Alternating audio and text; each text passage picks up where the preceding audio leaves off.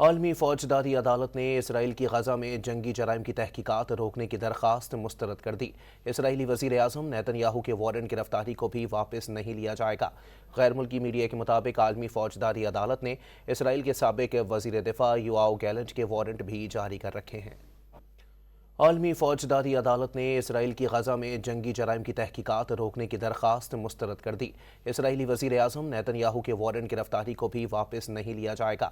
غیر ملکی میڈیا کے مطابق عالمی فوجداری عدالت نے اسرائیل کے سابق وزیر دفاع یوآو گیلنٹ کے وارنٹ بھی جاری کر رکھے ہیں۔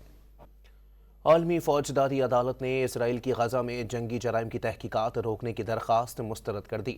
اسرائیلی وزیر اعظم نیتن یاہو کے وارنٹ گرفتاری کو بھی واپس نہیں لیا جائے گا۔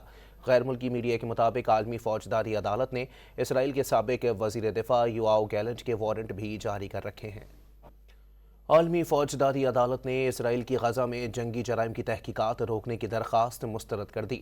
اسرائیلی وزیر اعظم نیتن یاہو کے وارنٹ گرفتاری کو بھی واپس نہیں لیا جائے گا۔ غیر ملکی میڈیا کے مطابق عالمی فوجداری عدالت نے اسرائیل کے سابق وزیر دفاع یوآو گیلنٹ کے وارنٹ بھی جاری کر رکھے ہیں۔